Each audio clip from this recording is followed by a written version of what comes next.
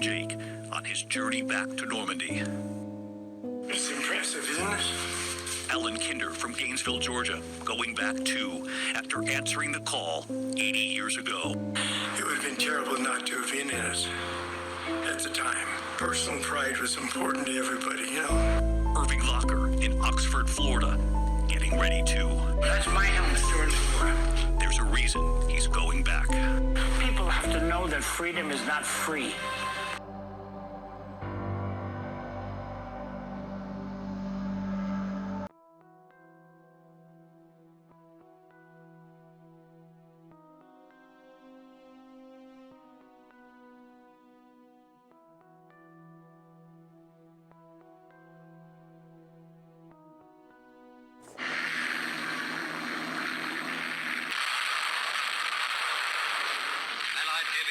Bombers send down their share of the 20,000 tons of bombs, justice thereby to the great Allied undertaking. 44 will be remembered equally well by this strange reversal of events when, from England, in the spearhead of attack, our Allied service photographic units and newsreel cameramen putting this amazing scene on celluloid.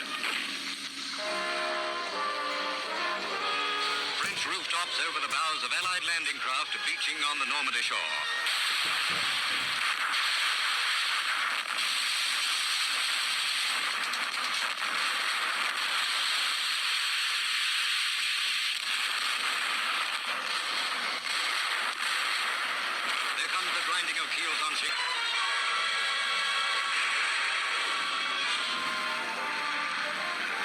Tanks and heavy equipment are soon able to follow in the tracks of the first wave of assault.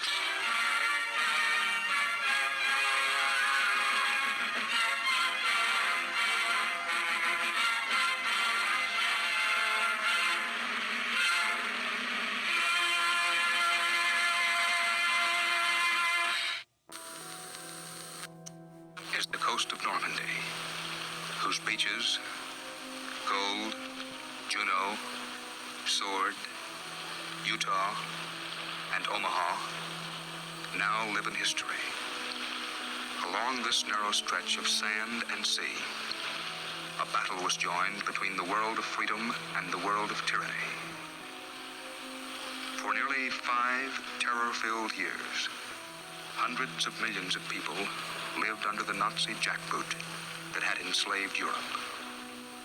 The Allied troops were fighting to win a foothold at first and total victory. And, if possible, to carve out a dream of a world without war. 20 years ago, in this, our own time, the largest invasion in history assaulted Hitler's European fortress. Beaches were beachheads then, and the world was at war. This is the last alerting announcement from Supreme Headquarters, Allied Expeditionary Force, General Dwight D. Eisenhower. Soldiers, sailors, and airmen of the Allied Expeditionary Force, you are about to embark upon the great crusade toward which we have striven these many months. The eyes of the world are upon you. The hopes and prayers of liberty-loving people everywhere march with you. In company with our brave allies and brothers in arms on other fronts, you will bring about the destruction of the German war machine, the elimination of Nazi tyranny over the oppressed peoples of Europe, and security for ourselves in a free world. Your task will not be an easy one. Your enemy is well-trained, well-equipped, and battle-hardened. He will fight savagely. I have full confidence in your courage, devotion to duty, and skill in battle. We will accept nothing less than full victory. Good luck, and let us all beseech the blessing of Almighty God upon this great and noble undertaking. Well, you can see from back here, Walter, this was where the battle took place, and it was a natural thing to do because you knew you could blow out roads if necessary. But there were these 4 avenues, and that's what we were trying to get through. And of course, as the battle finally developed, why, everything went fine. But this first day was really was a tough one. Look, here comes a little nun. Well, we're with a whole little pause for another parade. Yeah, that's something, isn't it? Your sister. How do you do? How's your sister? Aren't they pretty children? If the GIs of 20 years ago could have seen that, that would have been something, wouldn't it?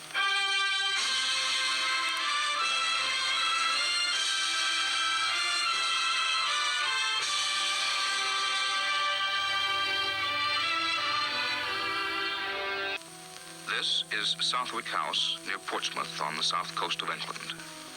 Today it serves as a Royal Naval School.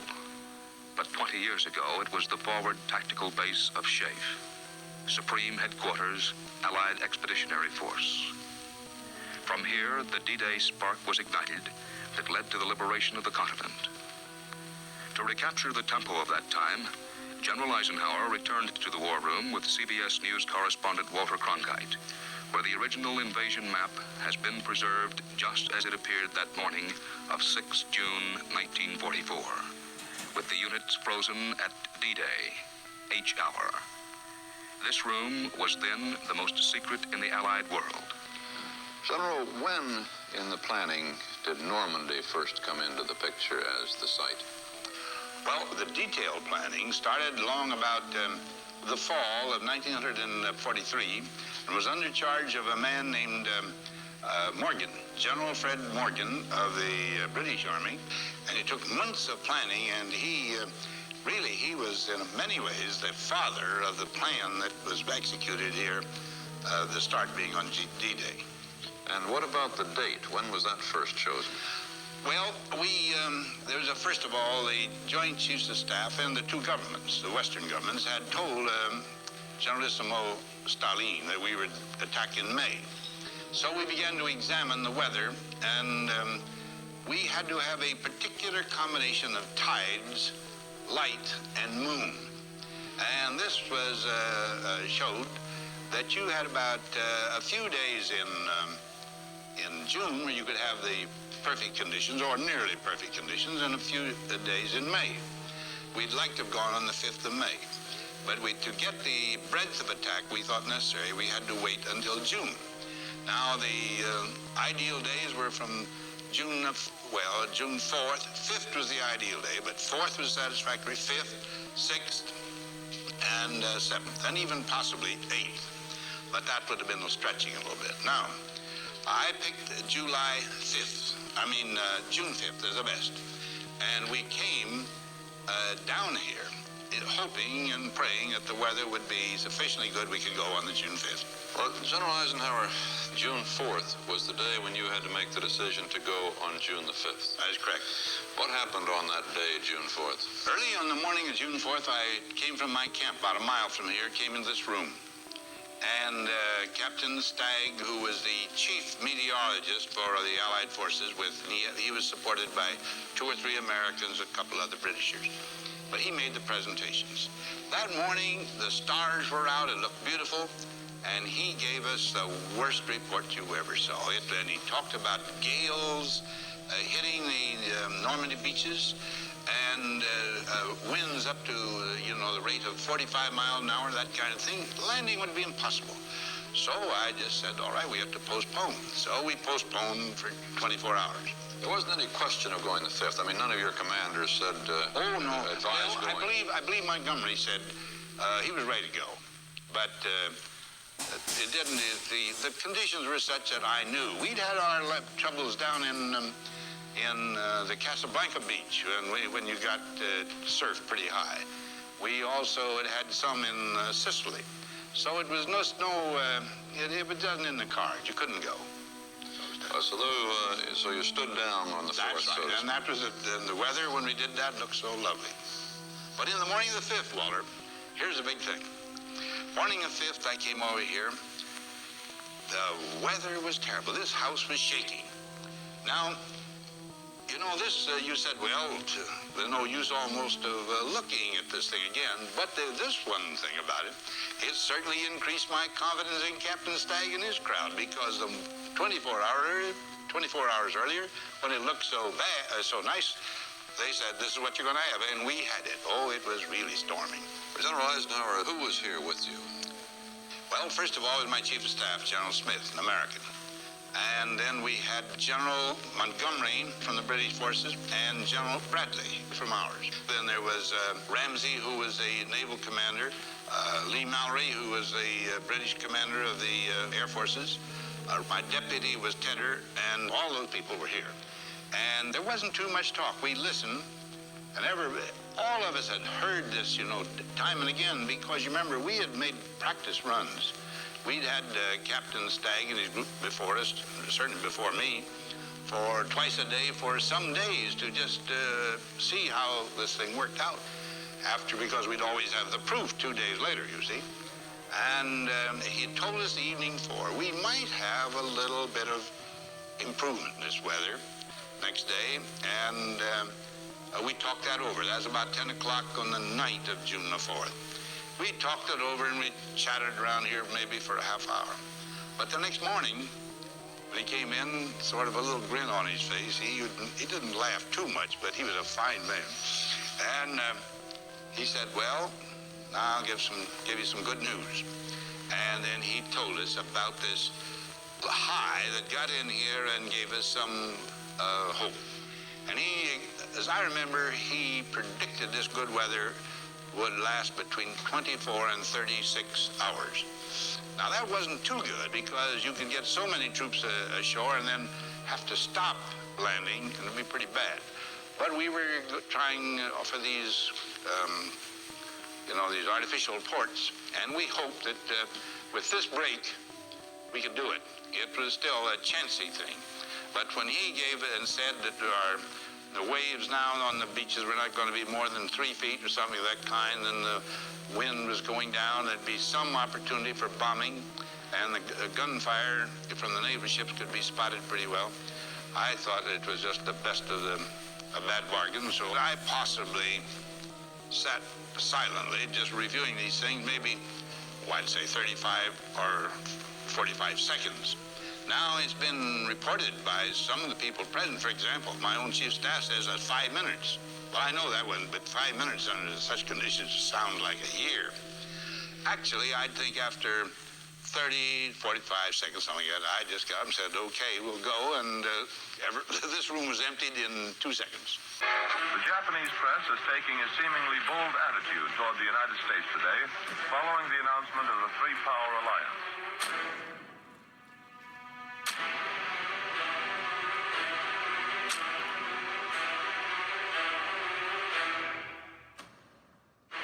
The Tokyo newspaper, believed to reflect the government's views, claims America's State Department has mismanaged its affairs so badly that it has made an enemy of Japan.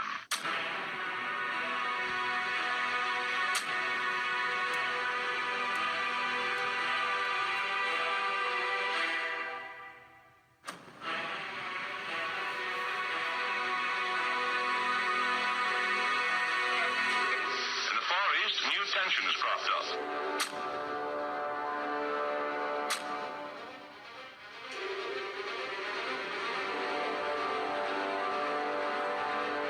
Japan has made sudden and unexplained demands on French Indochina for bases which geographically have no importance in the war with China. Reports from Shanghai said that Tokyo had asked the government of Indochina to admit 50,000 more Japanese troops. Forces declared the Japanese are needed for the defense of the French colony.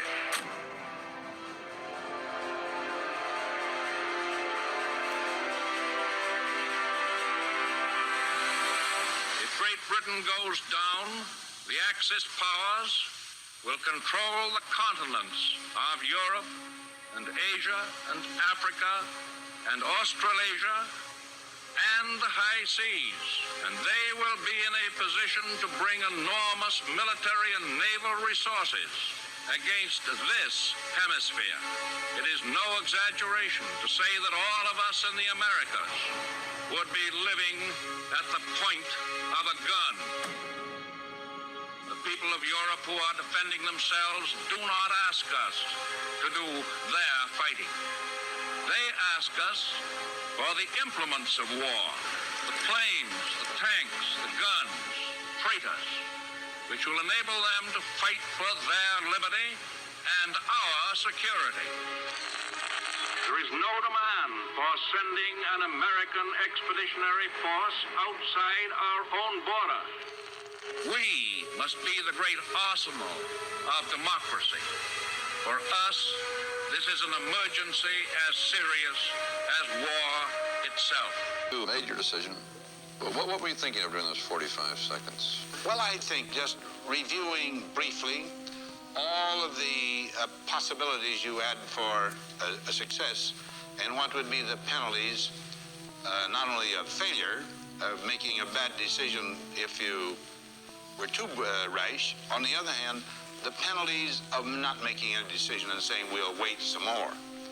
And I think that I just reviewed them in my mind and said I thought the best opportunity now.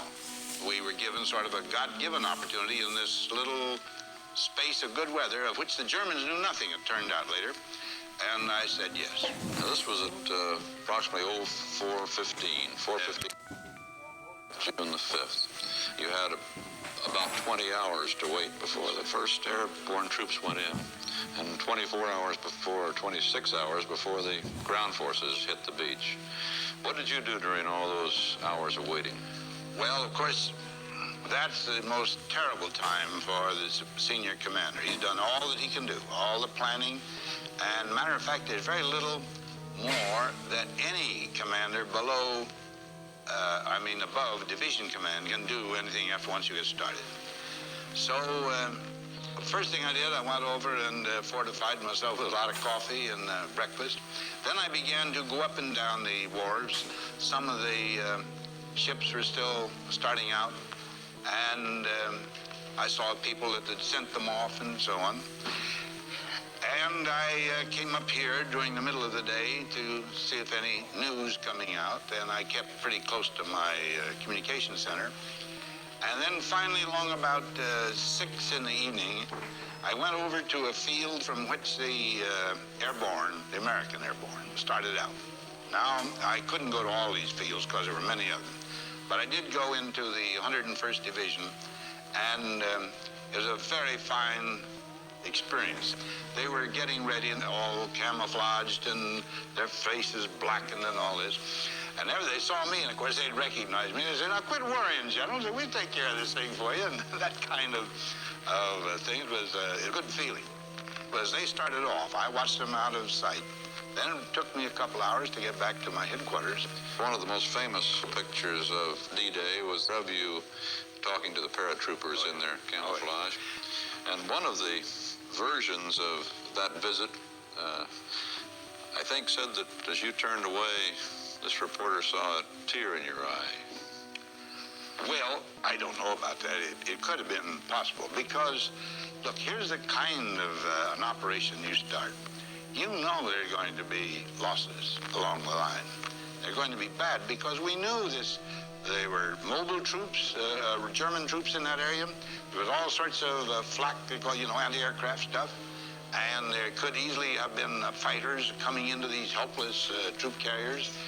It's I would think, if a man didn't show a bit of emotion, it would show that he probably was a little bit inhuman. And goodness knows, those fellows meant a lot to me.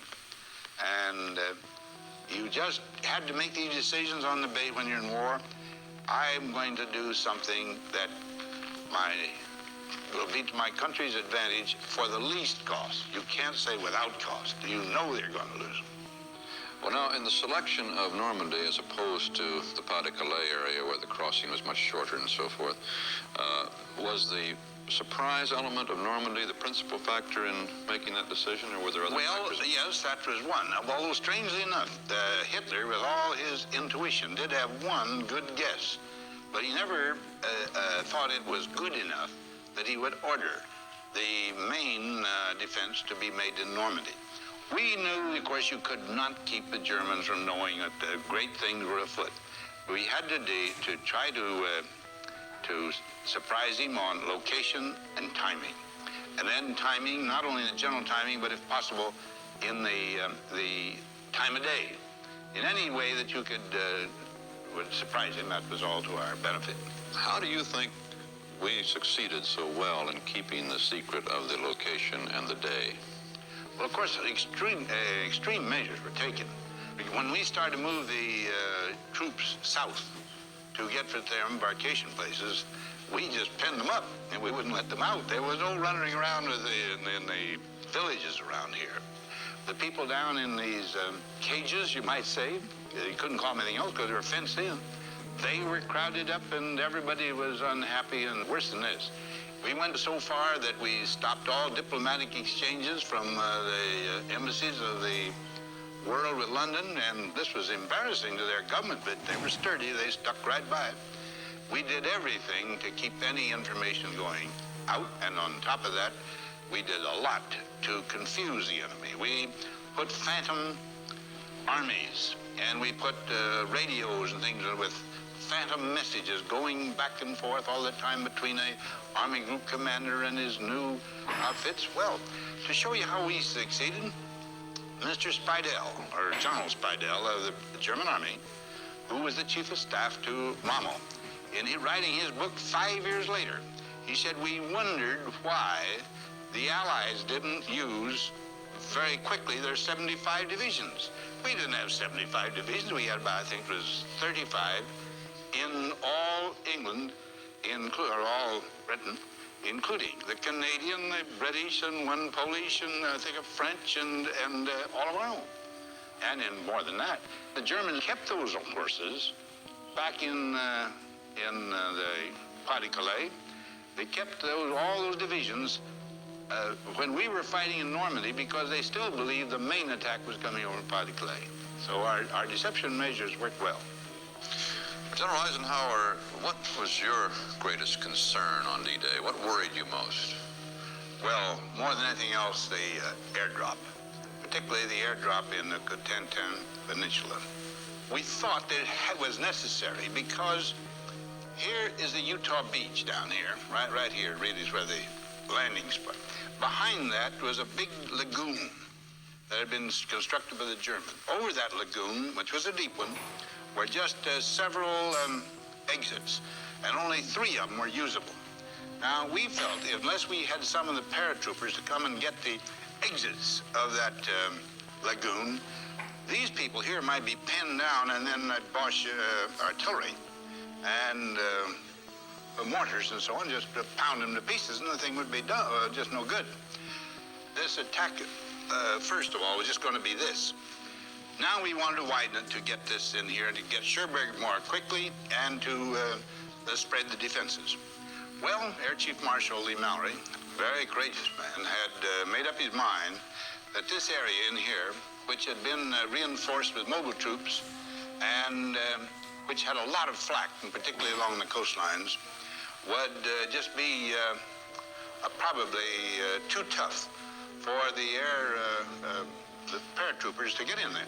But we had done the best we could, and with General Bradley and General Ridgway being the senior paratrooper of the Americans, we decided that it ought to go on anyway, and we needed to go on if we were going to have this attack go in.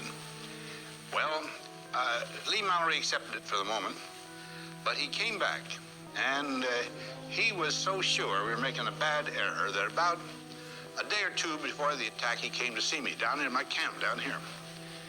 And he just, he was really earnest in his recommendations. We must not do it. Well, I went back to my trailer by myself and refused. There's no use for any more experts on this thing. And I went on this theory that this attack, without this, was not a good gamble. From the beginning, we'd all agreed on that. Now, we had to make some adjustments of where they were going in because the Germans had been reinforcing in here. But there was a little town in here, Saint-Marie-Église, and that was to be captured. These exits, and then to protect our left flank as we came in here, why, that was the mission of the paratroopers. Now, although they had some high losses, they were nothing like Lee Mallory had feared they'd be. And by the way, I had a message, I think something about 2:30 or 3 in the morning, that they landed And when he found out things were going pretty well, very early in the morning, he called me up, and you never heard a man so enthusiastic. Oh, he said, "I'm sorry I made your burden stronger." He really was a top-flight fellow. Unfortunately, he was killed before the war was over. General Eisenhower, I gather that at one point you wrote a message that you prepared to send if there was disaster on the beaches. Well, Walter, I must tell you something. I did. And I don't know exactly who found out about it, but it was published. What I did was this. From the beginning, I had been partly responsible for this. I had been the head of the staff, that originally outlined this operation way back 2 years ago. From all those 2 years, I'd believed on this thing. I believed it would defeat Germany. And consequently, I felt not only as a commander, but as sort of a fellow who'd been trying to convert everybody to the need of this thing, I felt a particular responsibility. So I wrote a little thing that we assumed that we were going to be defeated, but I told no one else about it, and it must have been an aide that got this thing out and told people about it.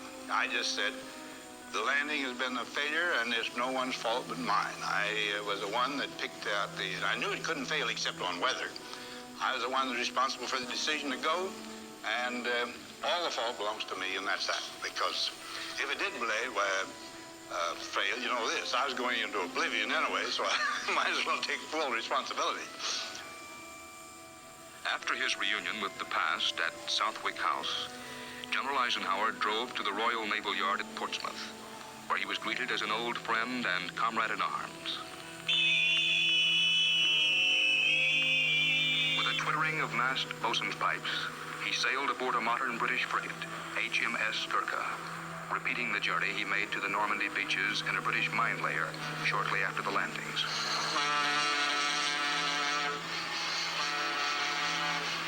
General, this harbor of Portsmouth must have been absolutely crammed with ships on that morning. Oh, it was. I came on down here both on June the 5th and then June the 6th. Some of the follow-up people were still here, but on June 5th, it was jammed. And you see, the ship was delayed and so on. These ships were all crowded. I came in here and talked to the men, and we had, I told them it would be all right. That's all you could say. But it was an awful letdown when they'd been crowded on the ship already for some hours. General, there must have been a lot of men, I suppose, who wished they weren't here that morning, but backed up there, too, there must have been an awful lot of men who wished they were aboard, who wanted to be aboard. That's right. That's right. Well, of course, all the people had been trained. They thought it was their duty, it was their job. But, of course, no one likes to be shot at too much by those that said, well, now we want to get on. One of those who wanted to go but was left behind was the Prime Minister, Winston Churchill himself, wasn't he? Yes, he wanted to come, and he told me of his intention to come.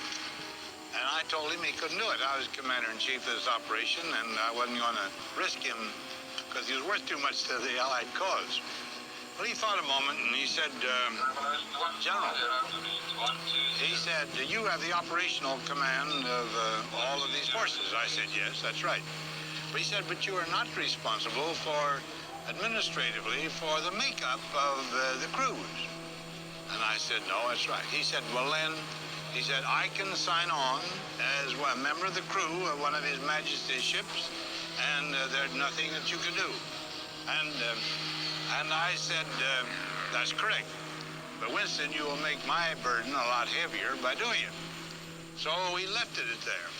Well, luckily, the king learned of his intention. And so the king just sent word and said, well, as long as the prime minister feels it desirable to go along on this operation, he said, I think that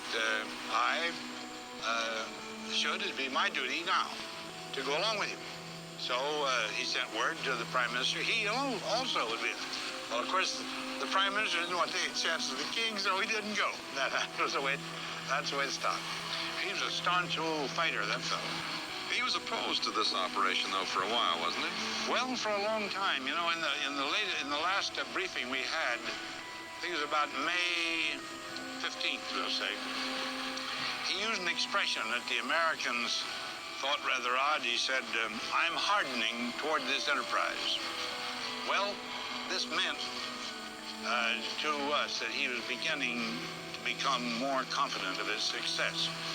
But of course, you must remember this. The British had visions of their experience in World War I, of getting on the ground fighting in France, and you had Vimy Ridge and Passchendaele and all of those other terrible battles where you would lose a couple of 100,000 men and not gain a foot, or at least not gain any mileage. And but the area we had to cover, that is the sector for this 5th Corps that was attacking through here, which was the 29th Infantry and the 1st Infantry, stretched out finally to about 10 miles.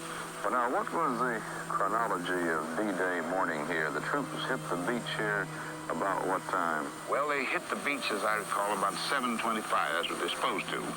And we were trying to get simultaneous beaches. I think down in the British sector, General Montgomery found it necessary because of rocky beaches to shift the time just a little bit. But by and large, they were supposed to get here about 7:30. But then I think the support ships started firing about 6:30. You must remember, Waller, that all of this sand was filled with obstacles, and there had been some attempts to cut the lanes that we wanted through them, but it wasn't very successful. So out behind that, we were loading equipment and hoping to get it in. For example, the swimming tanks that we wanted to have to lead the attack. There were, out of one group of 28 of them, 20 of them were just turned over and drowned at the bottom of the ocean. Now, some of the men, fortunately, got out, but there's where they were. And of all the artillery, and I forget how many batteries, I think it was 3 battalions at least, we wanted to get in that day, we got in 1 battery. These guns just turned over in this rough weather, and there they were. So everything was gone wrong. It could go wrong. And as I say, finally, the thing that pulled us out was the bravery and the courage and the initiative of the American GI. That's what did it.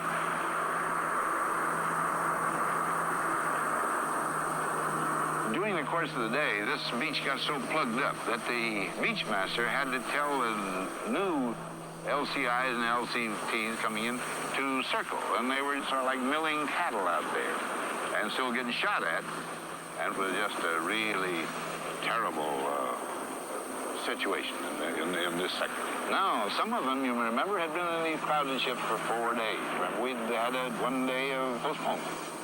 So when they came out here, and now they were told, now don't get in your boats yet because we don't know what's going to happen. They were lying in those ships, and those that were in the small boats were even worse because they were getting seasick, and you know, any of us, we get seasick, we just lie down and cry for someone to come and help us out. These people, when they got out of those things, had to be right at the top of their form. They had to be giving out everything they possibly could to win this battle. So they came in those little ships, and then, of course, finally they would ground.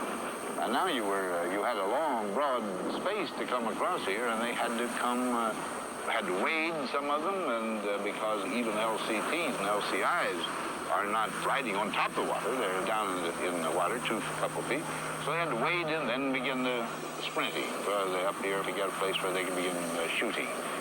I tell you, it was remarkable that they, under the conditions, they did this well. Now, sometimes they'd lie behind the vehicles that had been disabled, and they would get in little bunches, and then finally they got sick of that because the tide came in. You have a 22-foot tide, remember, and it comes up very quickly, so they were in danger of them drowning. So they got up here.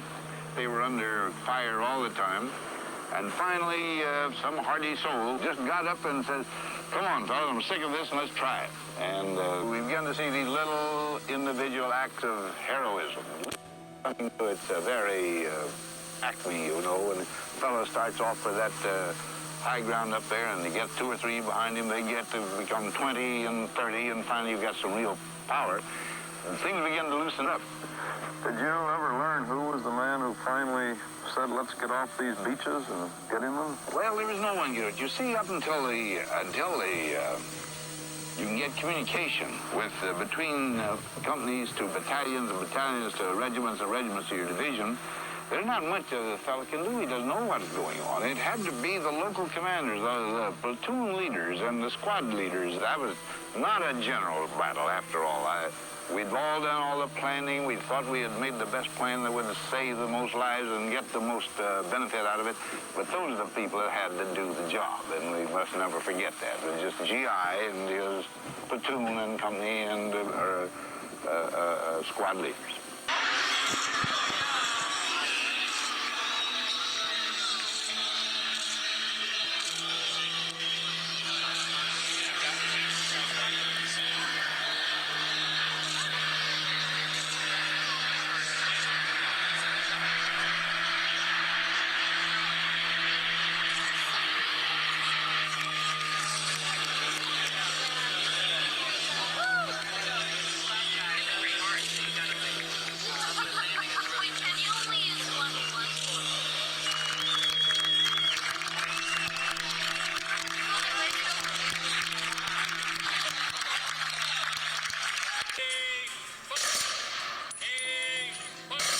Today is the 80th anniversary of D-Day, a day where thousands of Americans made the ultimate sacrifice. A day where thousands of Americans made the ultimate sacrifice. Storming the beaches of Nazi-occupied France.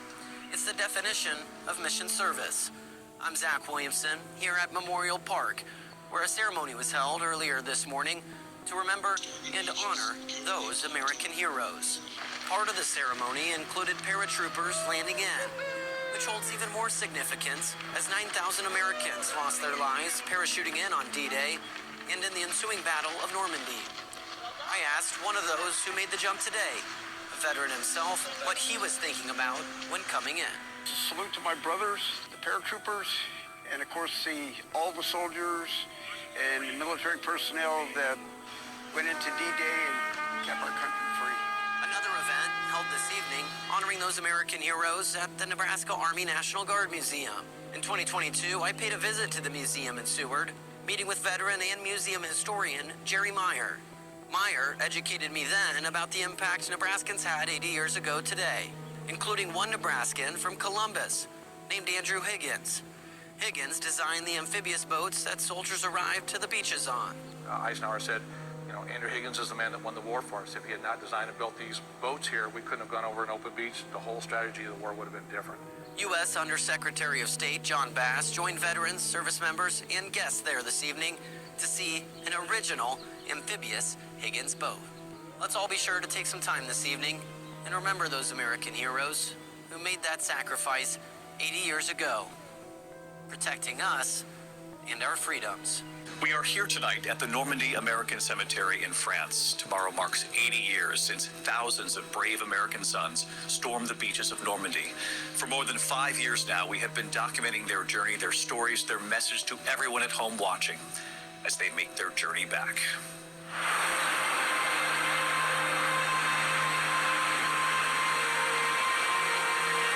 It is sunrise here on the beaches of Normandy, where 80 years ago, in the early morning hours, thousands of brave American sons began storming the beaches of Normandy. And they would keep coming for days. Everybody was scared because of the long life we figured we were going to have could be ended with one bullet or one bomb or one mine. People say, how did you get off that boat and go in on the beach? There was a job had to be done. Somebody had to do it. We did it. I've never seen as many dead men on the beaches as I've ever seen. You couldn't stop and help anybody because they kept hollering, get off the beach, and get set to go fire those guns. Seeing all of these boys that was killed and just laying there on the beach, it was just tough for a little kid to handle. And we were all young. Man, I was scared. I didn't realize what war was until that day. It was awful. There was no sleeping on that ship. So we were up all night. We had to climb down the net, big cargo net, hanging down the side of the ship with your equipment.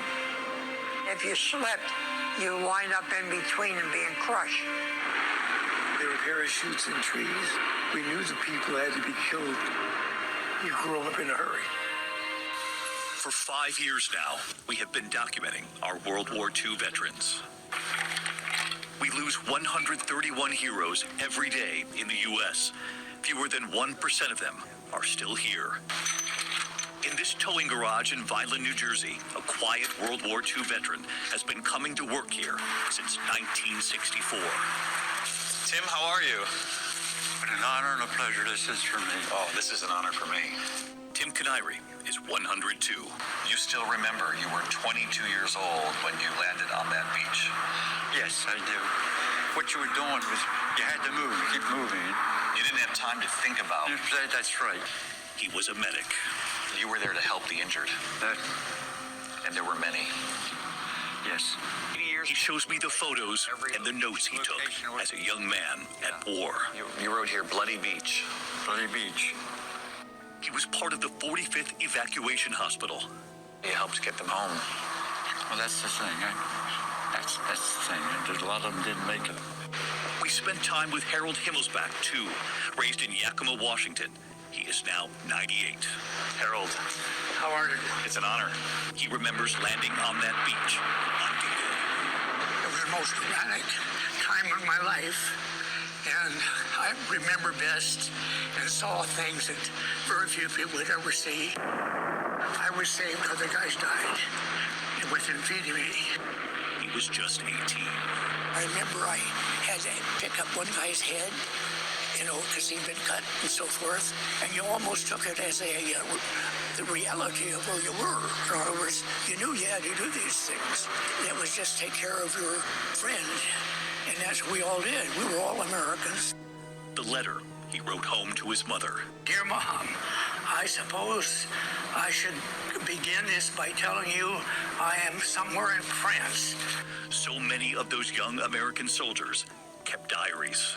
June 6, 1944. Invasion started. Harold McBurn's diary had no entries for the next 5 days. He was with the 4th Infantry Division, and he told us he watched the medics trying to save his friends. They would try to perform. Sometimes they would be in worse shape than the men that's trying to take care of. We all had what we called a buddy. And we knew that buddy would give his life for us, and vice versa. One of those brave combat medics at the war, Jake Ruser, who is now 99. Jake, it's an honor. James, nice to meet you. Nice to meet you, too. Jake knows how many heroes we lose every day, which is why he's on his way to a high school history class in Downingtown, Pennsylvania, to make sure their sacrifice is not forgotten. You didn't even talk about it for years and years. For 60-some years, I never talked about it.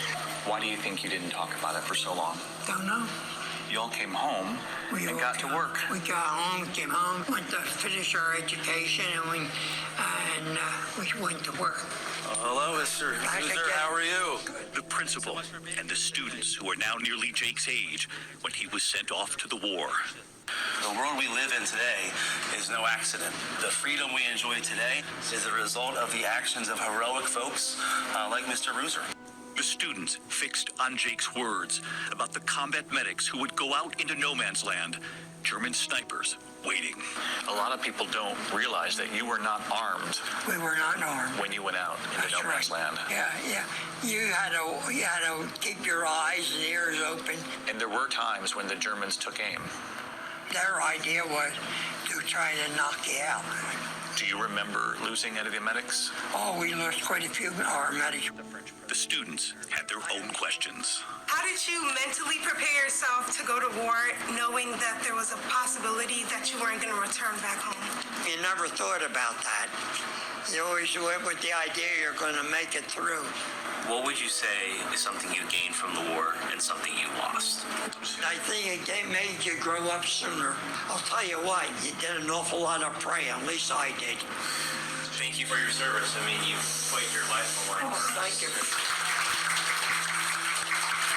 The applause from those students now fueling Jake on his journey back to Normandy. It's impressive, isn't it? Alan Kinder from Gainesville, Georgia, going back too after answering the call 80 years ago. It would have been terrible not to have been in it at the time. Personal pride was important to everybody, you know. Irving Locker in Oxford, Florida, getting ready to. That's my helmet during the war. There's a reason he's going back. People have to know that freedom is not free. So I'm doing that now with my full heart and conscience. And back at that towing garage in New Jersey, Tim is getting ready for the journey. At 102 years old, to go back 80 years later. That's something that gets to me. 80 years. And the people of Normandy are still honoring us. 80 years. And the people of Normandy are still honoring us.